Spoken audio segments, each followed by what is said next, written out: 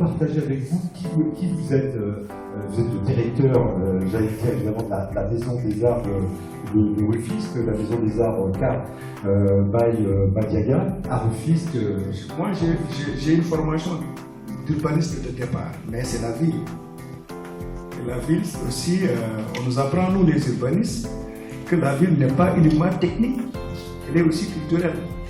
Les pratiques urbaines, les façons d'habiter, les façons de pratiquer la ville font que ça résulte un peu de notre culture. Donc moi, en qualité d'urbaniste, mais surtout que j'étais dans un premier temps recruté en 2000 à la commune de Saint-Louis, qui est une ville classée sur la liste du patrimoine mondial, et j'étais chargé de la politique patrimoniale. C'est un peu ça qui m'a amené un peu dans le domaine de la culture, où effectivement j'ai occupé pendant des années directeur du patrimoine, où j'ai beaucoup travaillé avec l'UNESCO, et aujourd'hui, dont la principale mission, donc, comme organisme des Nations Unies, est de s'occuper des questions de culture.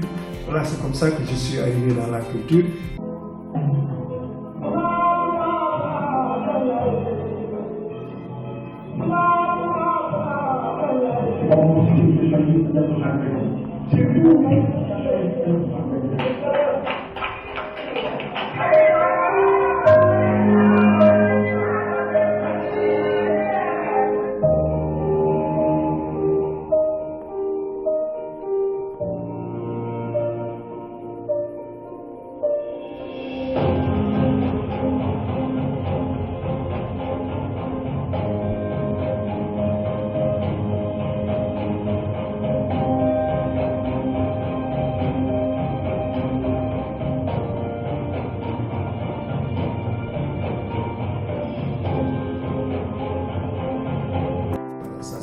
C'est le premier élément qui développe, en se disant que oui, on doit s'enraciner, on doit avoir notre identité, mais attention, on ne doit pas se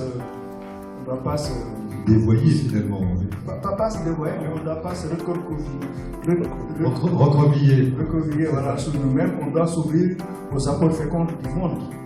C'est dire que c'est la culture quand même permet de dépasser, comme vous dites, les frontières, mais surtout permet de faire des liens entre des peuples qui ne se parlaient pas. Donc du coup, je pense que c'est aujourd'hui dans la diplomatie, elle peut jouer un rôle important. D'ailleurs, je reviens encore au président Senghor, à chaque fois, et même le président Diouf, quand elle devait aller à l'étranger, elle amenait l'orchestre national, dont Aya Harimbaye, pour s'exprimer dans le cadre du culturel sénégalais. C'était très prisé. Finalement, c'est ça qui a fait même l'aura, n'est-ce pas, du Sénégal sur le plan international.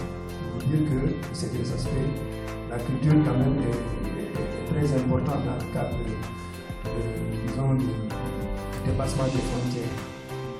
Ça veut dire qu'elle va plus loin que la politique dans le fait de bâtir des ponts entre les peuples et les cultures de ces peuples.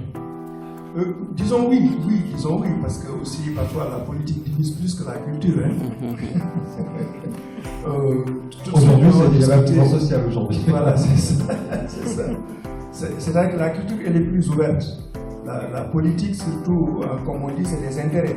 Donc, du coup, elle est plus fermée. Alors que la culture, c'est plutôt des expressions, c'est plutôt des sentiments d'ouverture. Maintenant aussi, il faut faire attention à la culture identitaire. Voilà, donc, il faut que ce soit une culture ouverte, il faut que ce soit une culture qui va vers l'autre, il faut aussi que ce soit une culture, disons, ouverte.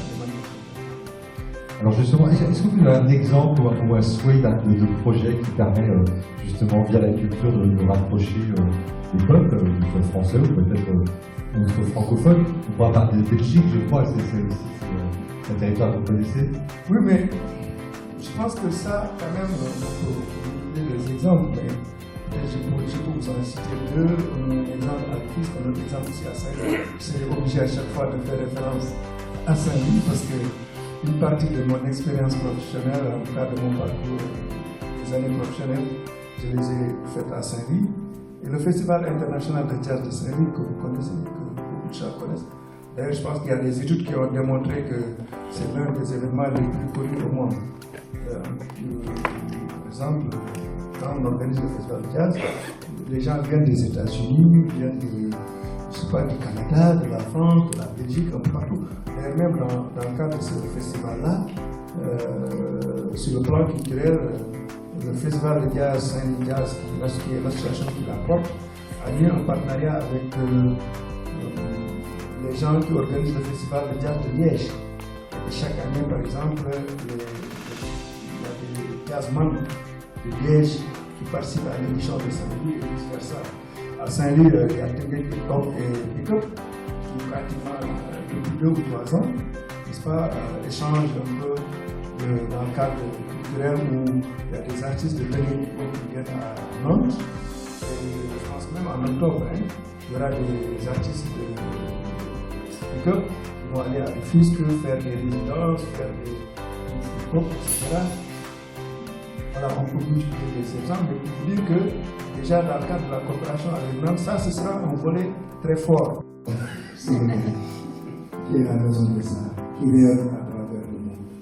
Et quand je déambule dans les rues de Rufisque avec ma canne, je dirais à mes petits-enfants, ça, j'ai été le premier directeur, aujourd'hui, vous voyez, florissante, mais on a semé les graines, qu'on est content. Et c'est ça aussi, mais j'espère qu'à 20 ans, cette maison va fleurir, va être connectée au monde, et sera la maison des arts internationaux et de la table.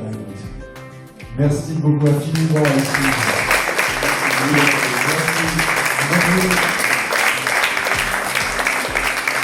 Nous avons pas d'autres choses à dire, mais en tout cas, ce qui a été